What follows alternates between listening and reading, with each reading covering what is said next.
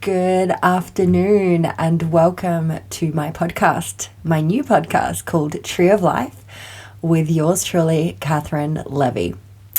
So this is the first episode and I felt that it would be best in this episode to really introduce myself and give you a bit of background about my journey and particularly discuss the mystical experiences that were really behind the creation and the beginning of this podcast. And also to give you a bit of insight into the authority under which I speak about the things that I'm going to be speaking about in this podcast journey, Tree of Life. So let's just start, I guess, at the beginning. So when I was 19 years old, I left Australia and I moved to Dubai. That single-handedly was the best decision I ever made in my life, because over there I found myself and I found God. There in Dubai was where I first conceived my dream, my vision, and that was to bring peace to the Middle East. I was obsessed. I became a journalist and I started intensely researching the region and trying to understand primarily two questions. Why is there so much war? And what can I do to stop it?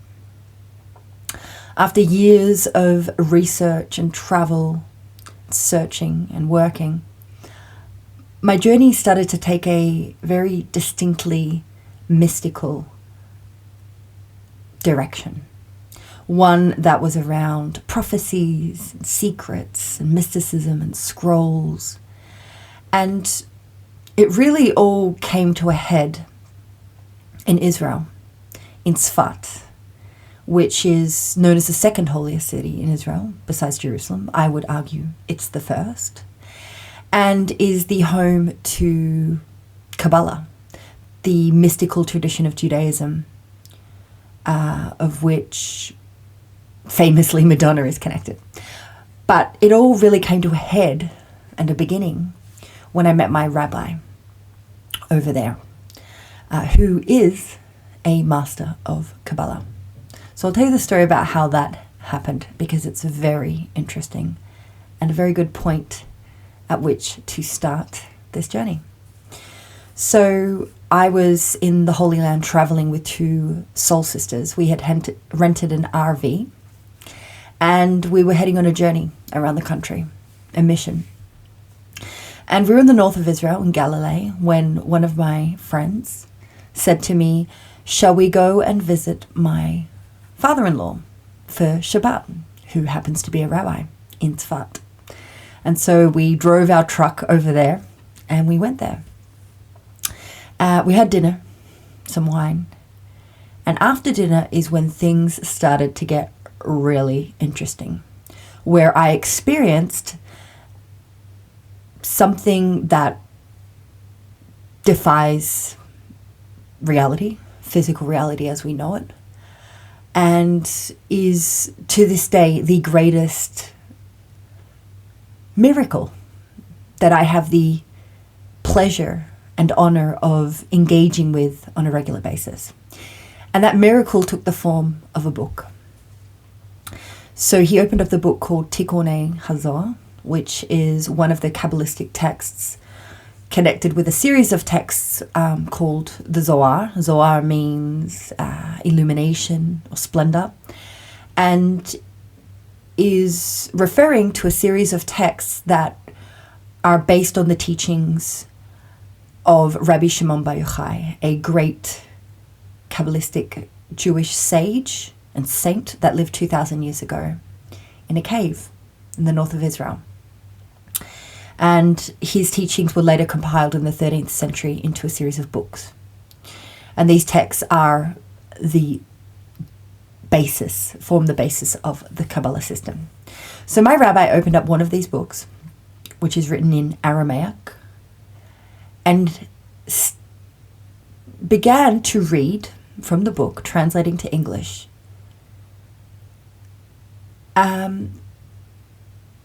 something that blew our minds. The book was talking to us directly. Rabbi Shimon Bar Yochai, the saint who had written that book, was speaking to us through the book. And I'm not talking in an interpretation or, when you read something and it resonates. No. It was using names. It was talking specifically about our journey. It was talking about the three of us traveling together. It was about us. The book had defied reality. And you can see the words written there on the page.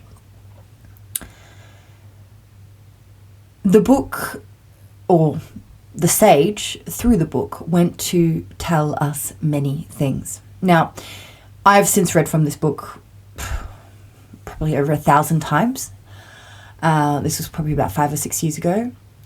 And this was the only time that the messages that came out of that book were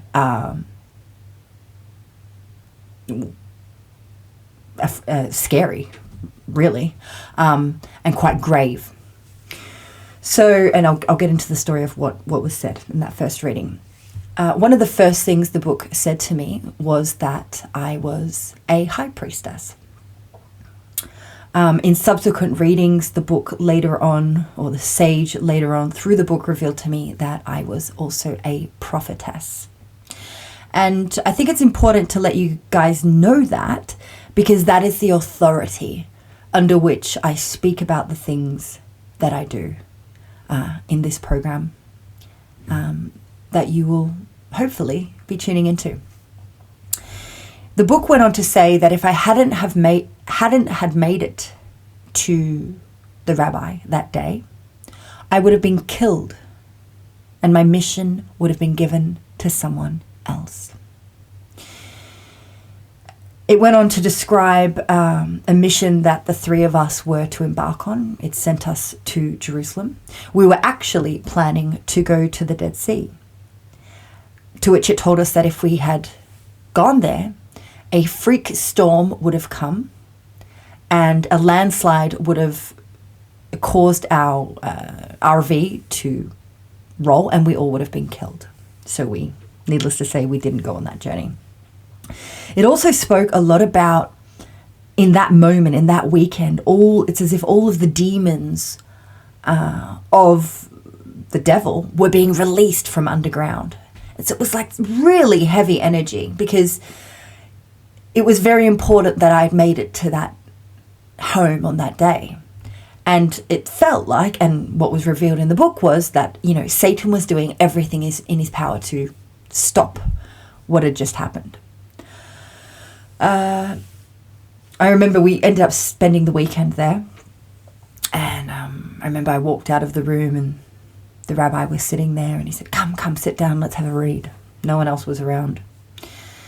And so we opened up the book and I decided to ask a question. And I said, what is my purpose? He opens up the book. And again, this is something that never happened since then. It just happened on this first time. He opened the book, he started reading, and then he smashed the book shut. And he looked at me and he said, I can't tell you. It's too much responsibility. Of course, I was pretty pissed off. I was like, come on, tell me. He didn't tell me. Anyway, the time had come for us to leave the 10th dimension of this weekend of which we were immersed in. It was mind-bending weekend, as you can imagine, constantly reading from this book and revealing things. It was, we were like in another world. So the time had come for us to leave. And it was the last night we were there. And I woke up about 4 or 5 in the morning, very distressed.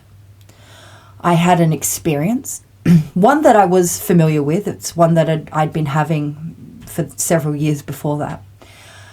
One I didn't really understand. I had sought advice from different people, but basically experience was this. I would it would be more real than this world. So that's why I say it's not a dream. It was an experience. I would expand to an infinite level of consciousness into the void.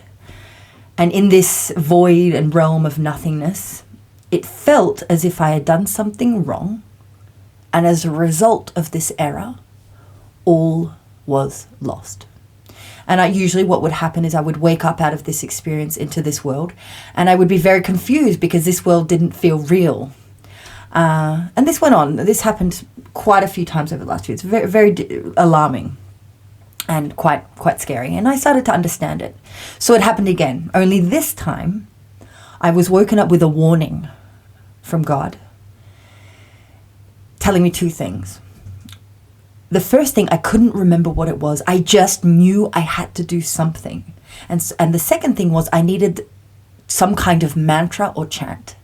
And I woke up and I spoke to my friend, my soul sister, and I started panicking. I said, there's something I have to do. I need a mantra. Just going crazy, because what it felt like was that everything was at stake if I didn't work out what it was I needed to do. So it's almost like it was no longer an experience outside of the waking world. This experience, this warning, this responsibility, this call to action, whatever it was now being carried over into this world. And I had to do something, otherwise all would be lost in this world. So I couldn't wake up out of it. She said to me, go to the balcony, go and meditate, go and pray. So I go out to the balcony and I start praying, calming myself down. And then I hear these words from God. Do you accept your mission? To which I said, of course I do. Yes. I was built for this. I was created for this. I want this. Went back inside. The rabbi was awake really early in the morning. It was still dark out. Lo and behold, he gives me a mantra, a biblical passage for my journey. I hadn't even told him I needed it. He gave it to me. It was this. Ki malachav yetzavelach, lismacha bekol derecha. Ki malachav yetzavelach, lismacha bekol derecha. Ki malachav yetzavelach, lismacha bekol derecha. Which basically means, may the angels protect you on your way. And so we jumped in the truck. I was the designated driver. And we start to descend the mountain of Sfat through Galilee. And it literally looked like Armageddon out there. And you can imagine how on edge we are. We've just heard of the potential dangers that abound around us. We've gotten all these warnings, and death is, on every potential corner. So long as we follow the guidance, we'll be all right. But so we've left this mountain. Minds are totally blown. And there was a freak storm. And it looked like Armageddon. There were trees everywhere, traffic lined up back to back along this road out in Galilee. And I am just sitting there chanting the whole way, Ki malachav yetzavelach, lismacha bekol derecha. Because I knew that Satan was doing whatever he could to get to me. Or to us, or to the mission. Anyway, we survived. We made it. We made our way to Jerusalem. We had incredibly profound experiences over there. In fact, one of the missions that we were sent on from the book was to go to Jerusalem and to open up the gates of the Shekhinah. And the Shekhinah is the divine feminine presence. It's basically the goddess, the Shekhinah. And so we went there and we did that. And all in all, it was an absolutely wonderful, incredible journey. And since that day, I kept in contact with the rabbi. One day I remember when he said to me, he said, well, no one else took the job, so I'm your rabbi.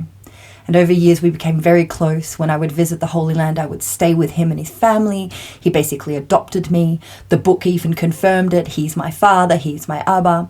So his children became my brothers and sisters. I lived with him in his home, with his wife. I did Shabbos with them. I did holidays with them. And they became my Jewish Israeli family. And we kept studying together. We kept, I kept learning with him over the years, and kept opening the book. And it's from this very book that I've been told to do this broadcast. It calls it a broadcast. And I've been told to do that from the book for a couple of years now. Now it's time. So it's finally here. But mostly the book talks about things like the redemption of the world, the Messiah, God, Beit Mikdash Shalosh, which is the third temple. Just really biblical things. It clearly states, and it's very obvious to me, that we are in the redemption. We are in the Geulah, redemption. And it guides me on that journey. Recently, we had a call. I was about to start the podcast and I didn't know what to call it. And we had a reading, and it spoke about the tree of life, that I'm like the tree of life. And it said that, whoever eats the fruits that I offer will attain eternal life. And so that's what all this is about. This is what it's always been about.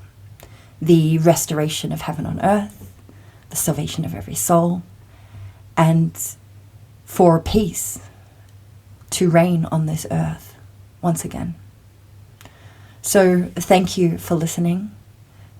Blessings and love and peace to you all. Please subscribe. Please follow me on this journey. It's sure to get very interesting. So much love to you all, and God bless you all.